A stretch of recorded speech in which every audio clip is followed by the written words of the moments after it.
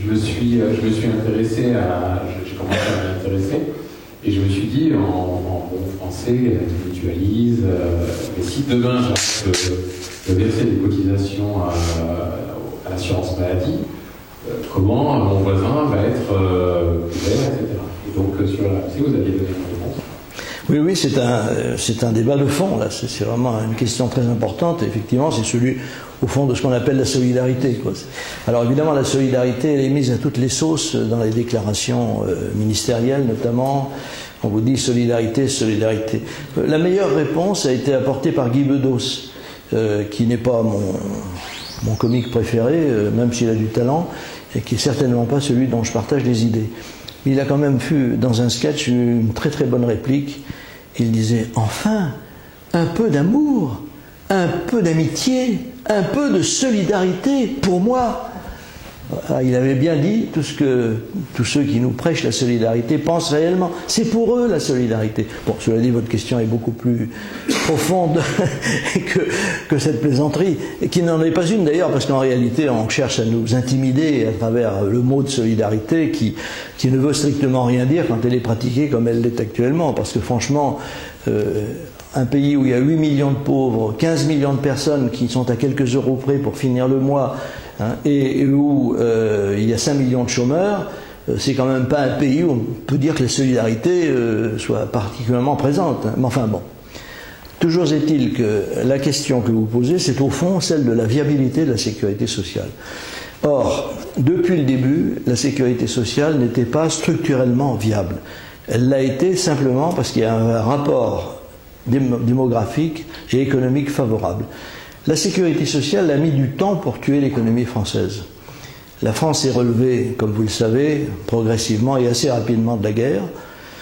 Il y a eu les fameuses 30 glorieuses, et elle n'a pas résisté au premier choc pétrolier, ni au second, ni à la mondialisation, ni à l'ouverture des frontières.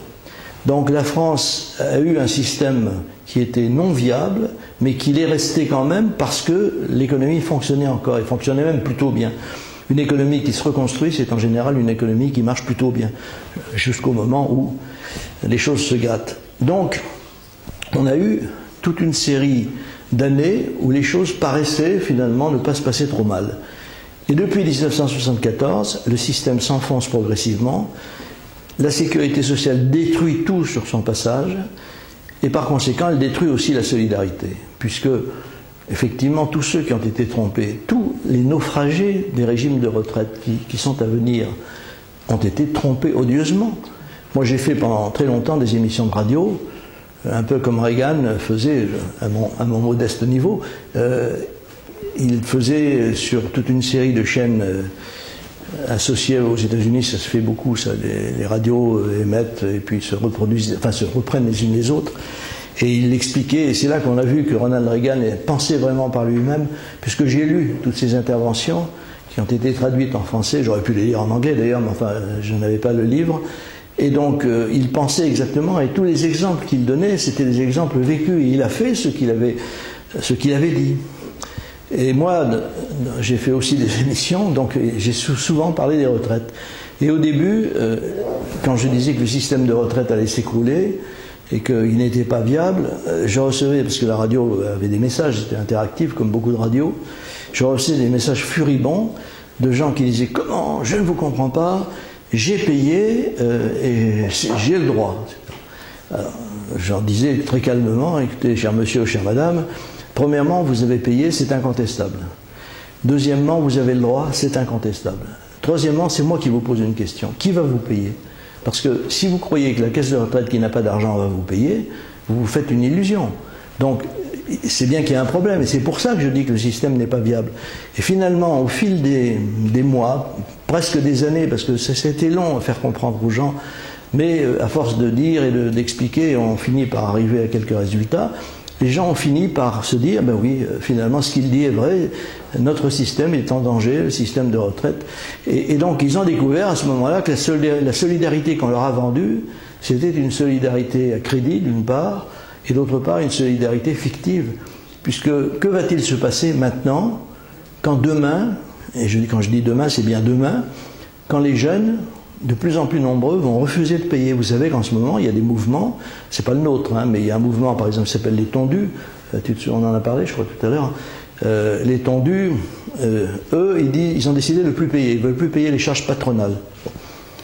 J'ai rencontré leur fondateur l'autre jour dans un débat, et je lui ai quand même fait valoir que c'était un peu plus compliqué que ça. Mais enfin bon, c'est bien ce qu'il fait, c'est une bonne chose, il augmente la tension sur le sujet, et donc il va y avoir ça de plus en plus.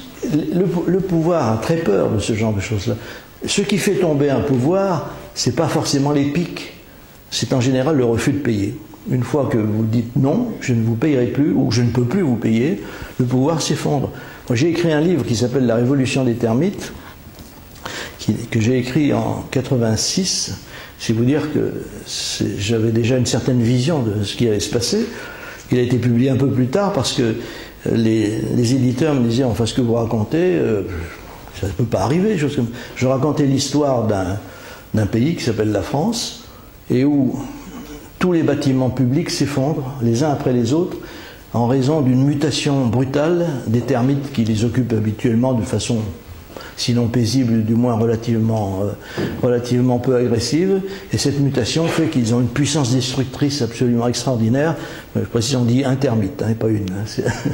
Et donc, ils attaquent même le béton, si bien que les ministères s'effondrent, les hôpitaux s'effondrent, les écoles, etc.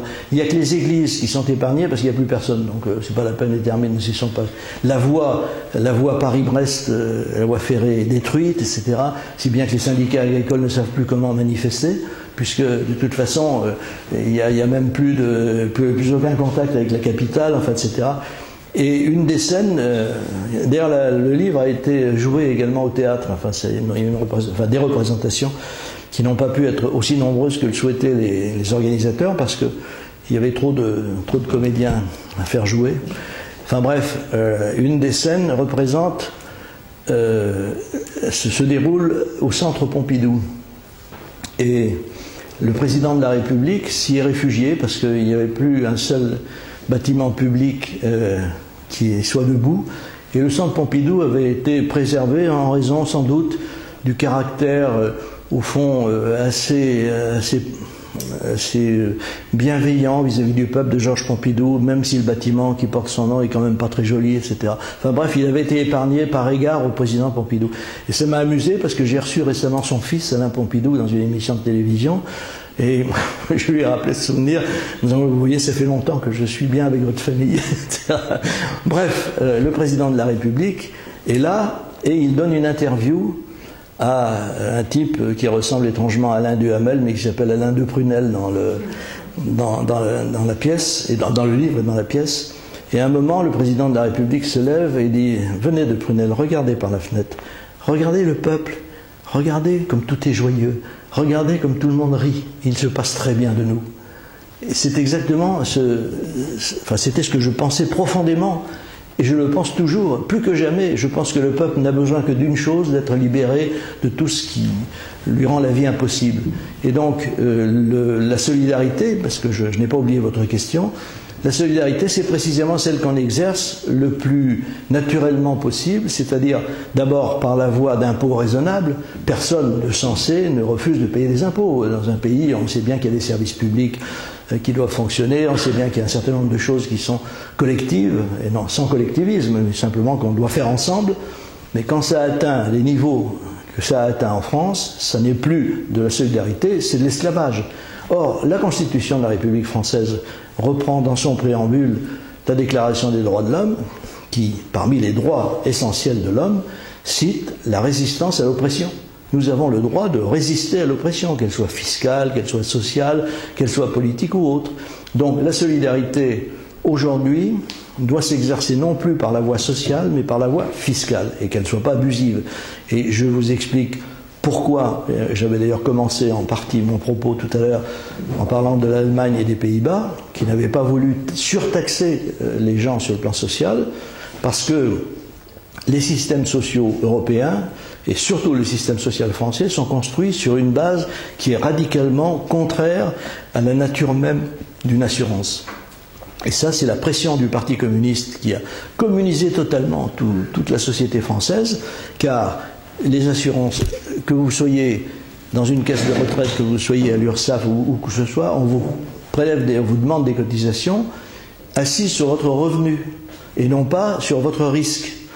C'est l'impôt qui doit normalement être fixé sur une base telle que celle-ci et non pas une cotisation sociale, à tel point qu'on peut se demander maintenant, après tout, s'il ne devrait pas y avoir un prix différent selon le revenu. Vous allez au supermarché et on vous dit donnez-moi votre carte, il y aura une carte spéciale avec votre revenu.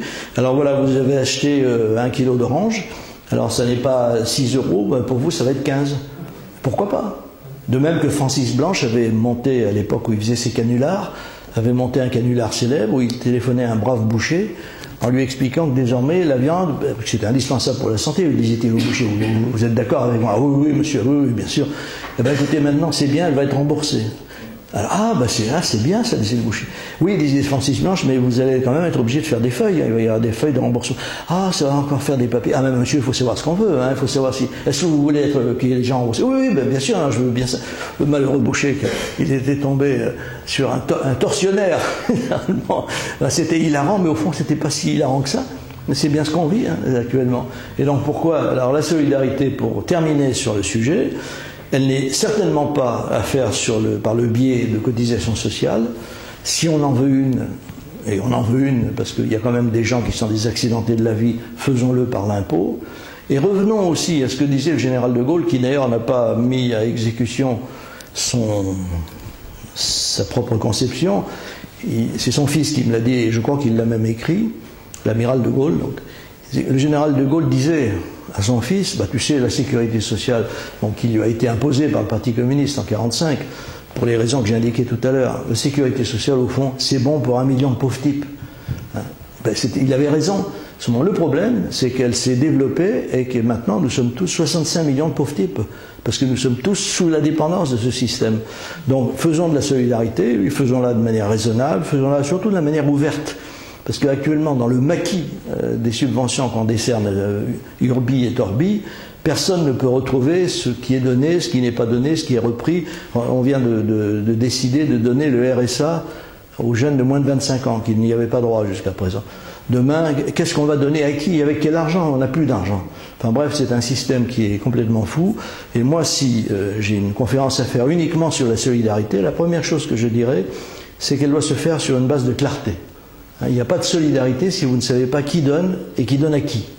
Parce qu'à partir du moment où c'est de l'argent qu'on vous prend et qui est distribué avec des tas de structures qui, elles, se nourrissent au passage, vous savez, Bastiat, qui est le plus grand économiste français qu'on ait jamais eu, qui vivait dans la première moitié du 19e siècle, disait toujours « l'État a la main poreuse ». Ce qu'il prend, au moment de le redonner, eh bien, il y en a beaucoup, une bonne quantité de l'argent qui est passé par les trous de sa main. Voilà, c'est ce qui se passe actuellement.